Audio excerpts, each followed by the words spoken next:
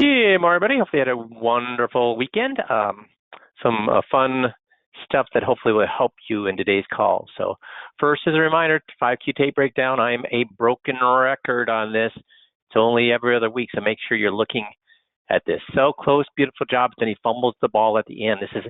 This will show you that you can do everything right, but if you make one silly mistake at the end, it can unwind everything. So please make sure you go back and look at this.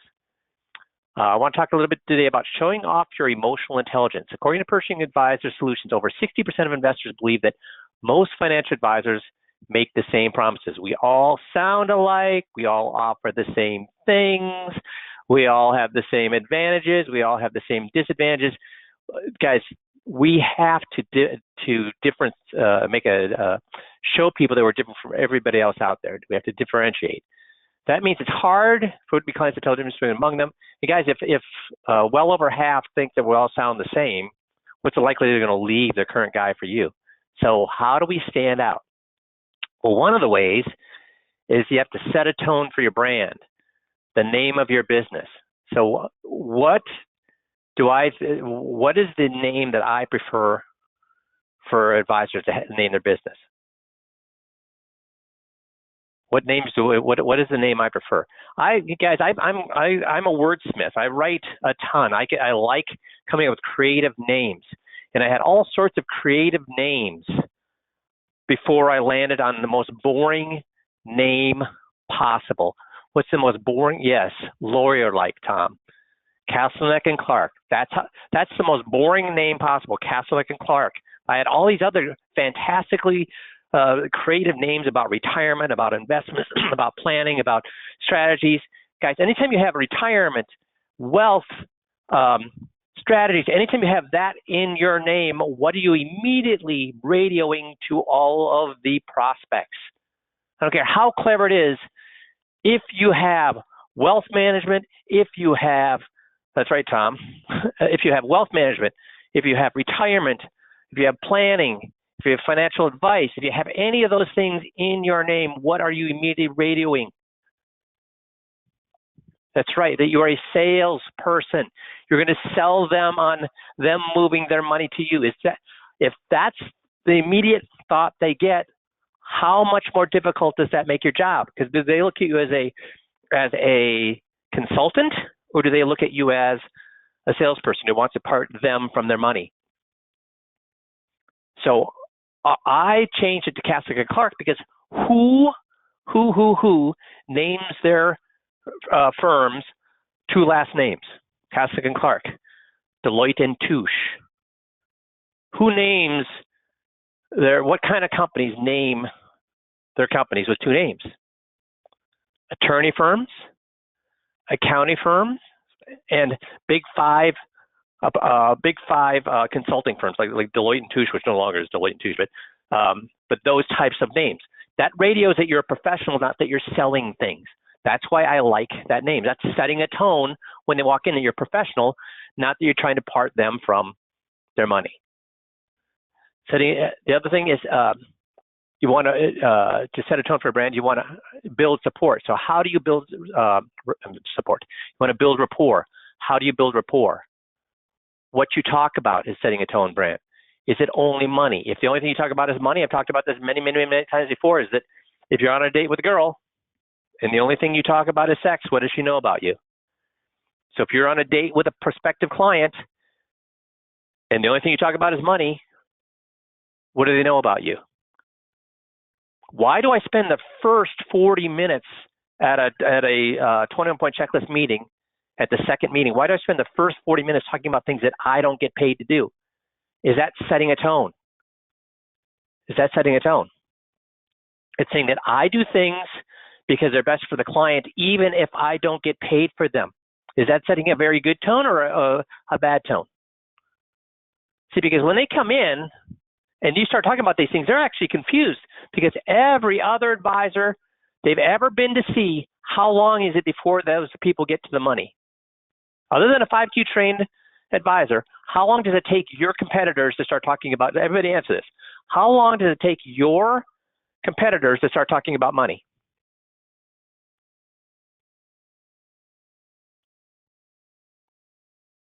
Got one answer. Come on, guys. How long? Put in just a number about how many minutes. How many minutes? Put in a number. And everybody's saying about 5. So that validates that to that client that, oh, the only thing this guy wants to talk about is money. Obviously, the only thing he wants is my money, which is confusing. That's right, June. Which is confusing to most advisors because they're like, well, that's my job. Why would a client come to see me unless they wanted to talk about money? I mean, I'm here to help. Why would they not trust me? I'm a trustworthy person. Guys, I don't care how trustworthy you are. Do they trust you? They do not. Why do prospects not trust you? We talked about this about a month ago. When I go into an emergency room, do I trust the doctor and what he recommends? Yes, because does he care whether I do it or not? His pay is not affected by me doing or not doing that procedure. So obviously I know he no skin off his nose. He wouldn't be recommending unless it made sense. If I go into a chiropractor and he starts telling me I've got to go do this, that, take all these x-rays, and I have to be come every week, and I have to buy this piece of equipment and that kind, I'm somewhat suspicious. Why? Because his income is what? Affected about whether I walk out that door or not. So when they walk in our door, is our income affected by whether they move their money or not? Is our income affected? Yes. So of course, everything we say is held with what? Suspicion. So we have to set a tone that we're not just about the money. Make sense? And we have to use the right words. And 5Q uses the right words better than anybody else in the industry. Why? Why do we use words better than anybody else in the industry? I'll give you a hint. Whose words do we use? Whose words do we, aha, Tom's got it. Whose words do we use? Very good, Dale's got it. Whose words do we use, guys? So Tom and Dale are the only ones that get it?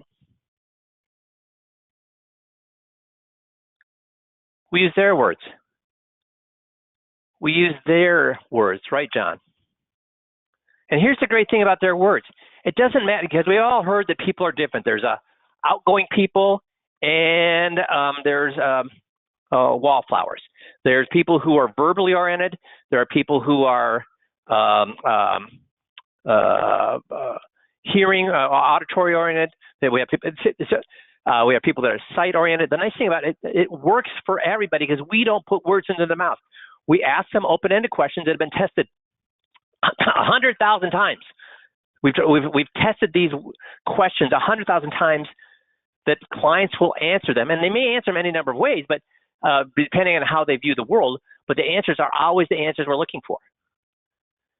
And don't ignore color theory when it comes to setting a brand. For example, blue creates a sense of calm and serenity. Red can generate feelings of excitement and power.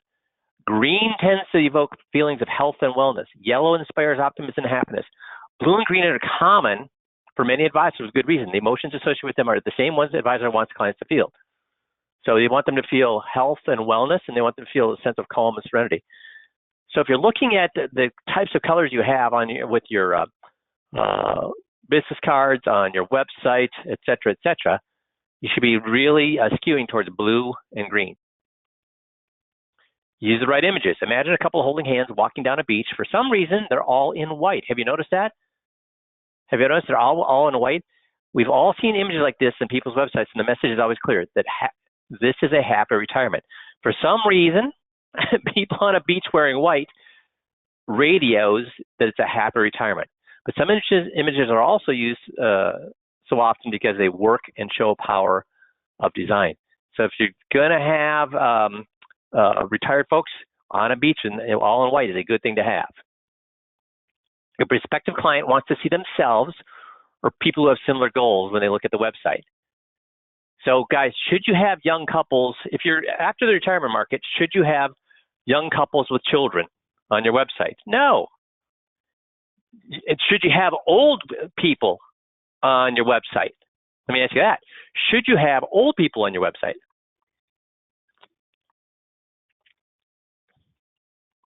I'm almost 63 years old. Do I view myself as old?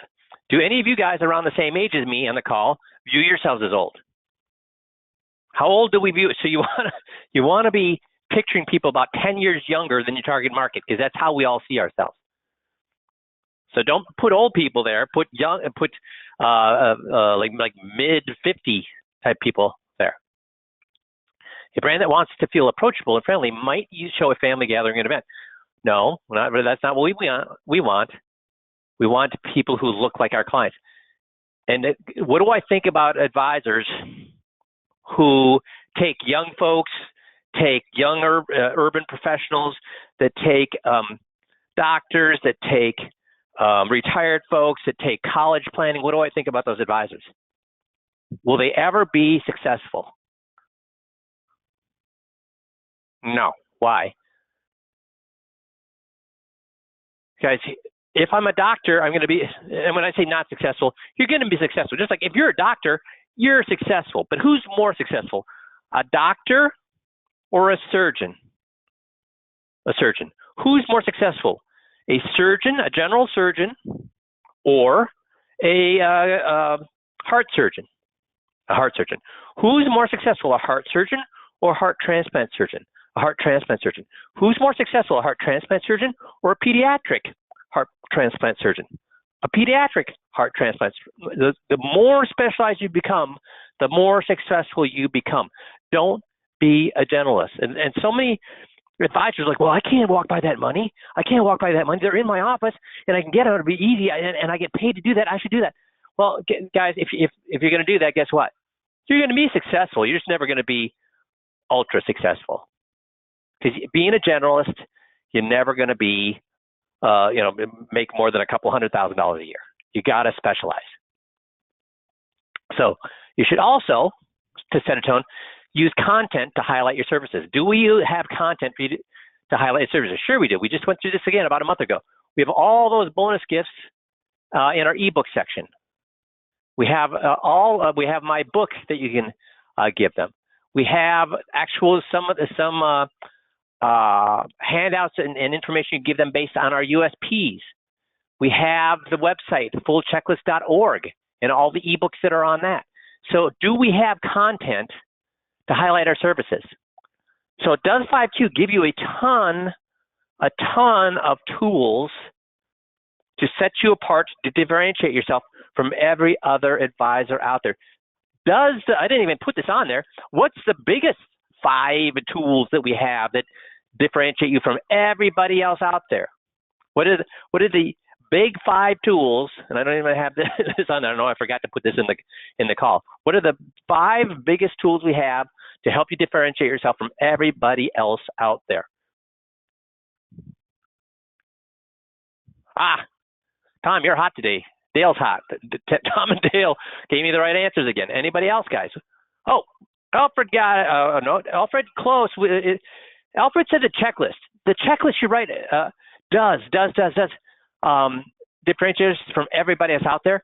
But before they even get to the second meeting, because remember, we're talking when we have to differentiate ourselves is to get them to come into the office. So what are the tools that we have? What are the 5 tools we have to get them to come in the office? That's right, the USPs. And here's the great thing about the USPs. Are any of them, this is a trick question. We'll see who's got their thinking cap on this morning. Those 5 USPs, do any of them have to do with their investments? Or are they all non-investment based? Let me I'm going to bring them up to help us out here a second, okay? So let me bring up our 5Q website. And we'll go to toolbox.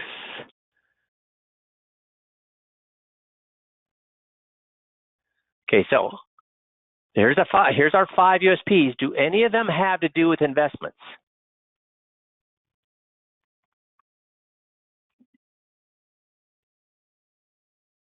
Mr. Hicks has got it right. None of them. None of them. The trick one, because this is to reduce their taxes by 70% on their qualified money, reduce their taxes to the 1% tax bracket on the non-qualified money, get 2 years of long-term care without expensive annual premiums, and have the program that will protect your wife from losing half her Social Security at your death. So these are all non-investment related. The one that could be considered investment is increase your income from your retirement accounts by 25% or more and lower your chance of running money. But here's the catch: without moving a single investment. So do any of our USPs have to do with us getting our grubby little hands on their investments? No. So does that make us look different from everybody else out there? Does it differentiate ourselves from every other advisor out there? How many advisors are using any of these particular USPs? Other than 5Q, are there any other advisors using, have you ever run across another advisor using any one, not only not all 5, but just one of these? No. And with all of our advisors across the country and all their competitors, we're looking at thousands of advisors. Out of thousands of advisors out there that we know about, between our advisors and their competitors, none of them are using these. That's differentiate yourself. And here's the thing. Are these things that people want? Do they want to increase their retirement income and lower their chance of running out of money? Yes. Do they want to lower the tax they pay on their IRA withdrawals by 70%? Yes. Do they want to lower their tax on their investments to 1%? Yes. Do they want to have 2 years of long-term care without expenses? Yes. Do they want to protect their wife from losing half Social Security?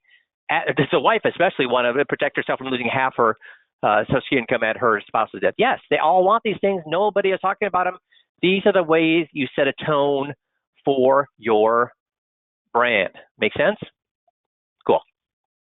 I have to get out of this.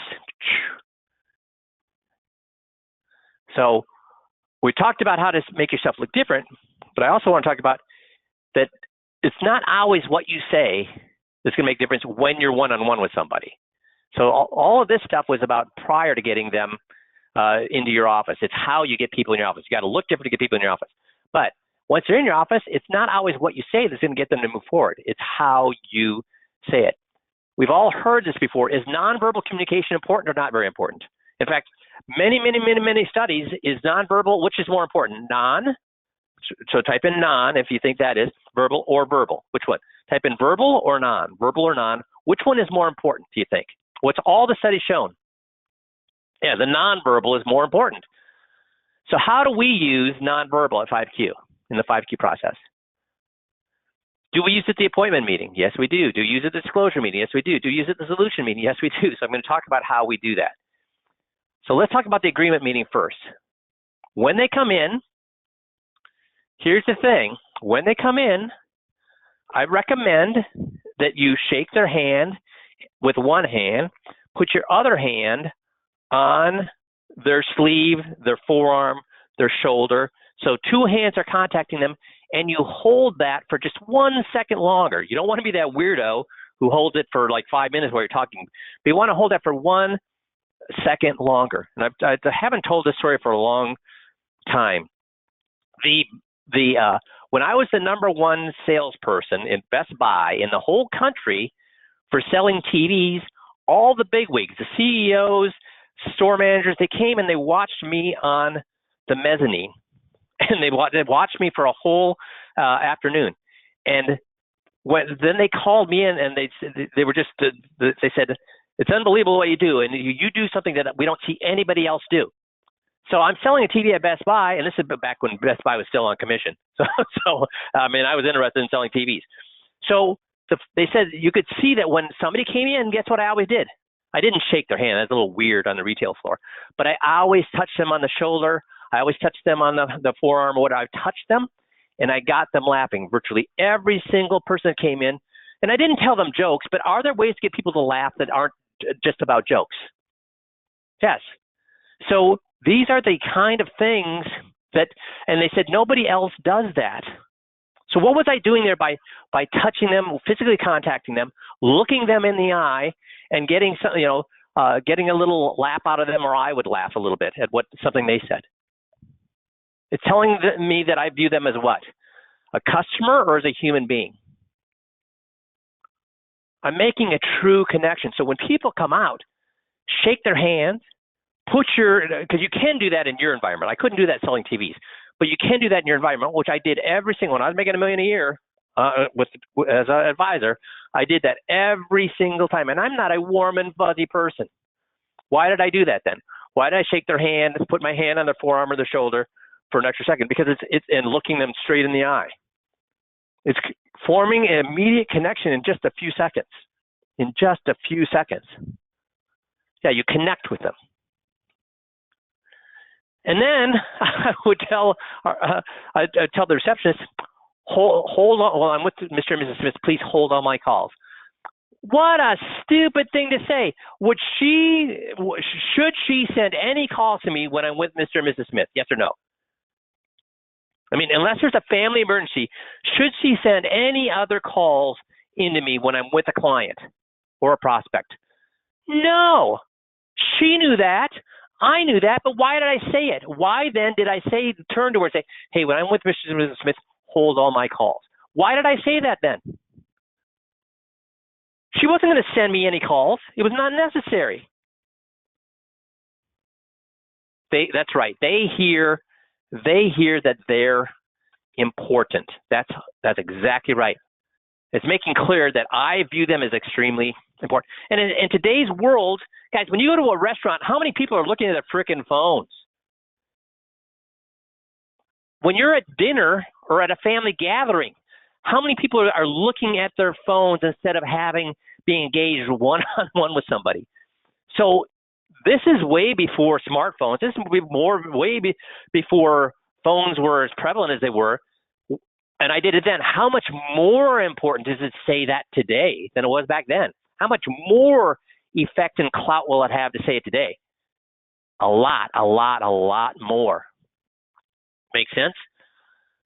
Also at the first meeting, if they've come to me, no matter how they come to me, whether it's a referral or whether it's from a seminar or whether it's from a lead, how do I start my meetings?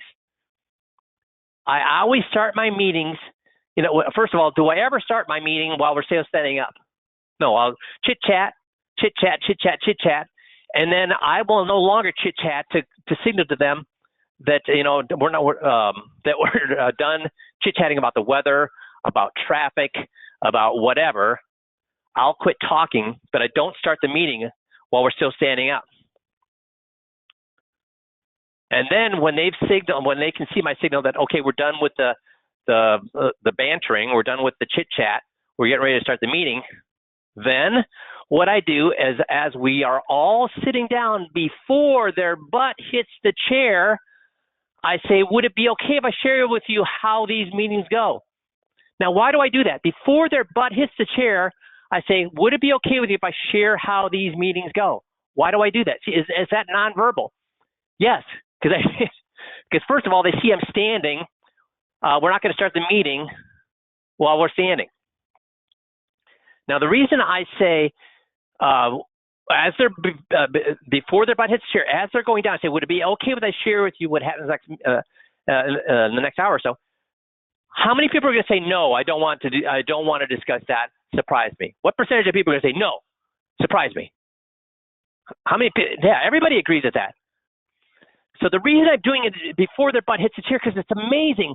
When I didn't do that before their butt hits the chair, but waited until their butt hit the chair too many times, as soon as their butt hit the chair, they would burst out with a question.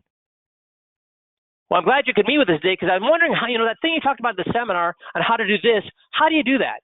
See, when their butt hits the chair, they think it's okay to start blasting me with questions. Do I want them to blast me with questions before I can set the ground rules? No, because then I've got two choices. If before I set the ground rules, they start blasting me with questions, I either can answer the question, and then once they have the question answered, do they need me anymore? No. Or I cannot answer their question. And what is the number one cause of distrust? What is the they've done study of this. What is the number one cause of distrust? And watch any political friggin' press conference, and you'll see this. I don't care if it's Democrat. I don't care if it's independent. I don't care if it's Republican. All the friggin' Republicans, Democrats, independents, all politicians do this. When the person asks them a question, they do what? That's right, Andre. They evade the question. They evade the question. That's the number one reason people distrust you. So I don't want them blasting me with questions. They either answer it, and then they don't need me anymore. They go home with that answer, or I don't. I refuse to answer it, which makes them think, why is this guy doing that? Or I evade it, which causes them to distrust me. I don't want any of those things. So before their butt hits the chair, I say, would it be okay with you if I share with you what normally happens at these meetings? And they say, sure. And I say, well, I'm sure you've got a lot of questions, and we're going to want to get to them because I want to make sure that those questions are answered. But before we do that, I'm going to ask you a few questions. Now, why would I do that? Is because do you want questions that would are answers that would to your particular situation tailored to you, or do you want vague things or things that might not even pertain to you, or actually giving you the wrong answers to any of your questions? What are they all going to say to that? No, I want the right answers. Yeah, so the more I know about you or the less I know about you will allow me to give you better answers. Well, the more you know about. Yeah, so if I could ask you a few questions so we can I can find out more about you, and then once we know more about you, then we can kind of drill in and allow you to ask some more generalized questions, and then we can address those as they fit you and your particular need. So do you see what we're doing there is by, and we have this script on the website, so no worries about this, but what we're doing there is before their butt hits the chair, I'm getting their agreement that I can set the ground rules, and then once the ground rules are set, then they know they can't ask questions until I know more about them. Does that make sense? So Noah Goldstein said most nonverbal communication advice is hogwash. I agree with him. This whole thing, if they look up to the right, they are thinking this. If they look up to the left, they're thinking this. If they cross their arms across the chest, they're closing themselves off to you. That stuff is hogwash. Hogwash, hogwash. Have you guys ever crossed your arms and there was nothing going in your head where you were rejecting what they were saying? Was just a place to rest your arms. You were cold. You didn't know what to do with your hands, so crossing them made most. I mean, how often does that happen? Yeah, everybody does that. So that kind of advice is hogwash. But there is some proven science when it comes to nonverbal. There are two types of nonverbal styles. One is the eager approach style, which is very animated, broad, open movements, hand movements projected outwards, forward leaning. Does that make sense to you guys? That friendly, eager approach where they're using their hands and they're excited about things. And can you imagine right now with my voice, what do you think is happening in my hands when I'm talking like this? They're at my sides, or do you think they're moving around when I'm talking like that? I'm active. Yeah, my hands are moving around. Fast body movements, fast. Am I talking fast or short, slow there? Fast. So there is this type. And then there's the vigilant, avoidance-oriented, more precise gestures. When I'm going in to buy a car and I'm being defensive, am I moving my hands all over, or am I more reserved? Am I more quiet? Am I more precise? I lean back, slower body movements. So the salesperson's doing this stuff. I'm doing this stuff. I'm vigilant. I'm avoidance oriented. I'm trying to not get roped into a sale. Does that make sense? I use more words or less words? Talk faster or talk slower? So where do they work best? If we're going to be using them, so in a car, being sold a car, this is a car salesman and this is me. But how about in our process? There are places we personally should have this, but there's also places where we should personally have the more vigilant type of mentality, nonverbal style. So where do they work best? Well, let's talk about that. Where would the eager approach work best? Well, it works best to make a request more attractive. The vigilant avoidance works best to reduce people's resistance to the request. So at a first meeting, now this is where we're the total opposite of all of our competitors. At the first meeting, do you think we should be more eager? So put E if you think we should be eager, or V, vigilant. Should we be more eager, upbeat, outbeat, moving gestures, talking faster at a first meeting? Or should we be slower, more reserved in our gestures, etc., at our first meeting? Which one?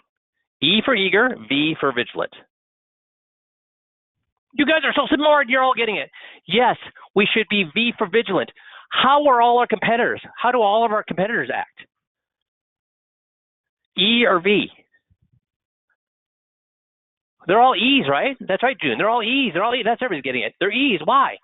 Because they've been taught, develop that rapport, be friendly, bring them in. Because but then they sound like a what? What do they sound like when they do that?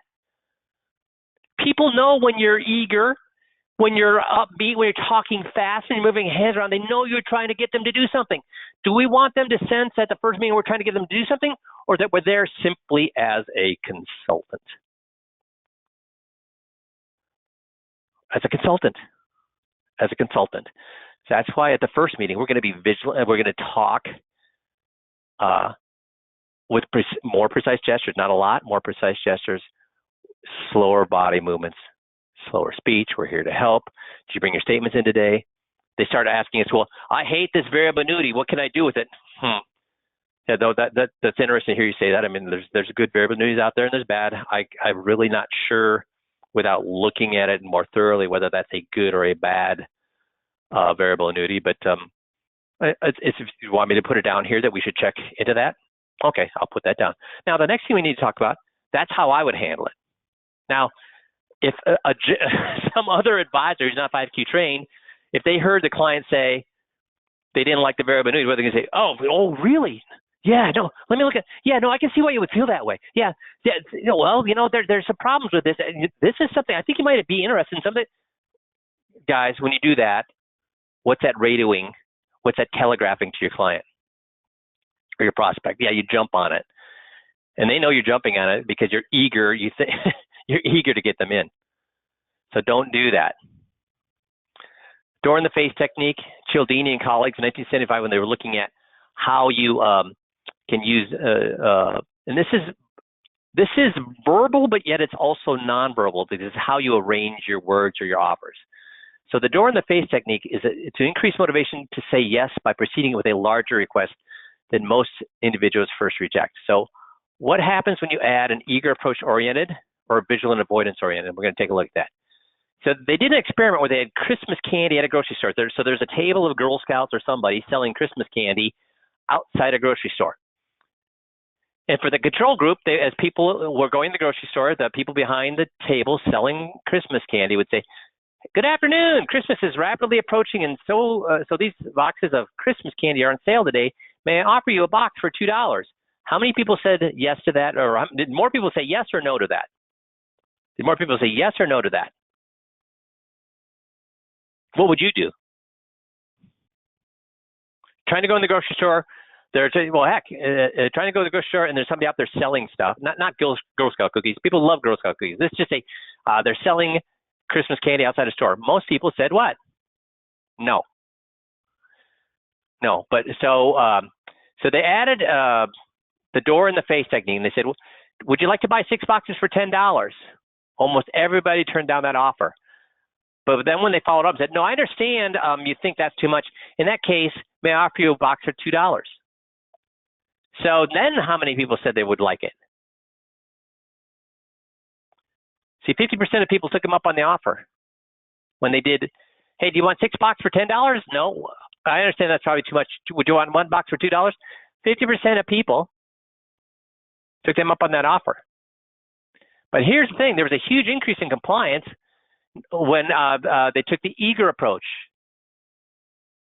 If they took a more laid back, I understand 6 boxes for 10 is too much. What would I understand that? In that case, may I offer you a box for $2? Yeah, 50%. But then it almost doubles when they had the eager approach. Oh, I understand 6 is too much. 6 or 10 is too much. What would you think about $2 for just a single box to help us out today? And when you do that, then they found 90% or 92% of people took them up on the offer. So additional research, they said, upbeat, eager style is more effective in increasing the perceived attractiveness of your offer. Now, you'd think then at a first meeting, wouldn't we want at a first meeting to give a perceived attractiveness of our offer? I would think so, but why doesn't that work in our situation? Why it works when you're selling candy outside a grocery store, but why doesn't it work in our situation where a prospect comes into our office And it does not work to be that eager approach. It works great, doubled the success rate selling candy outside a grocery store. But when people come to our office, it will have your success rate. Why? Why? We just talked about this, is that when they come into your office, they assume you're going to what? Sell them something and try to get them to move all their money. Also, is moving all their money a bigger risk to them, or buying a $2 box of candy a bigger risk? Which one's bigger? Opening up their entire financial life to you with the possibility of you trying to get them to move all their money and life savings to you, or a $2 box of candy? Which one's more scary to them?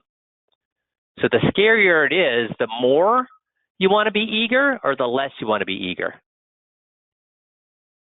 The bigger, if the doctor comes in and starts trying to sell you on getting surgery, really upbeat and really trying to tell you how great it's going to be and you're going to feel fantastic when you get done with this, if he's in there trying to sell you on the surgery, does that make you more comfortable, or are you less comfortable?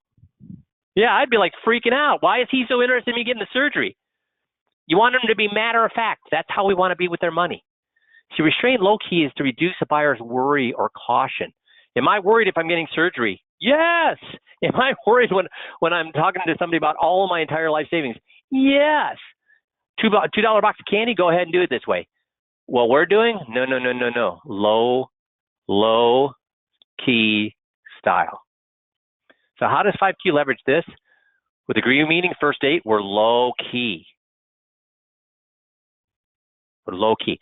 We're upbeat, open, and friendly, but we're not overly friendly. Do I get excited about anything they tell me? If they try to get me excited, I what? I tamp it down. I back off. Speak a little faster? I don't think we speak a little faster. That's what everybody else does. Now, the disclosure meeting, we're very, very what?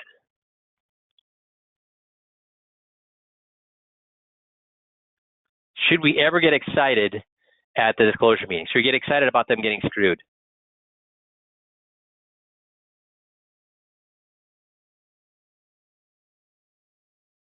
About their advisor taking advantage of them? Should we get excited about that?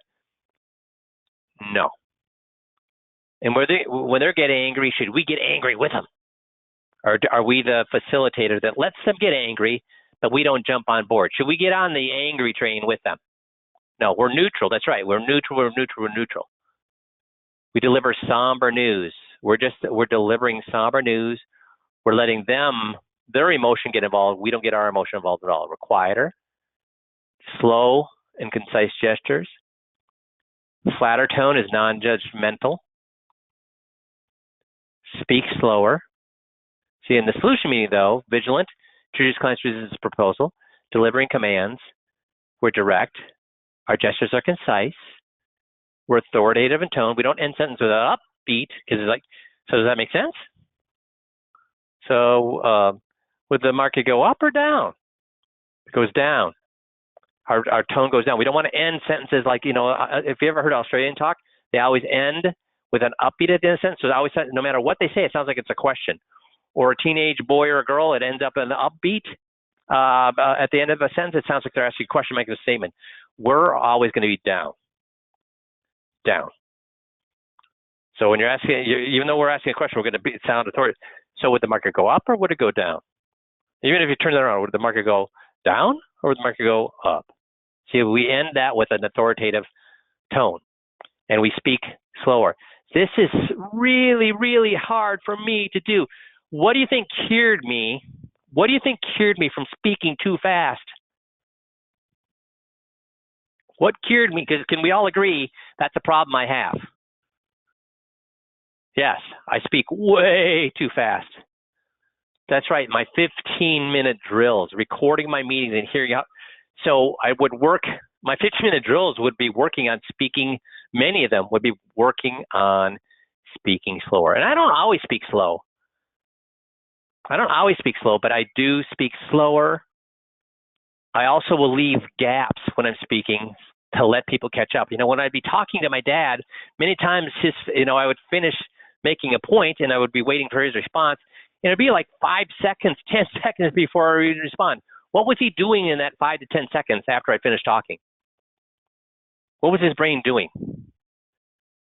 His brain was using context to try to fill in all the gaps of the words he missed while I was speaking. I mean, I'm sorry, I'm at 62 years old. Do I use closed captions when I'm watching TV now? Yes, I do. Why? Because when I don't use closed captions, I miss all these frigging words, and then I'm trying to figure out what did they just say, and then I miss what they're saying right now. So I've learned way back then that that's what was happening to my dad. I'm experiencing the same thing right now that he was experiencing. I miss words in there because my hearing isn't as good as it used to be. So I've learned to speak slower. At this meeting, at the disclosure meeting, and even at the agreement meeting. So it's not always what you say, but how you say it. Make sense? Awesome. So is covering these kind of things helpful? I mean, this is more general. It's not specific, but is talking about these general psychological points between how you communicate with you and your client, or you and your prospect. Okay, good. Everybody's saying yes. You know, I hate to get too philosophical or too theoretical or too abstract, but instead it's just telling you exactly what to say. But we have told you exactly what to say, which is in the scripts. We give you the exact words of what to say. I like having these kind of calls because it tells you why we're saying it or doing it that way.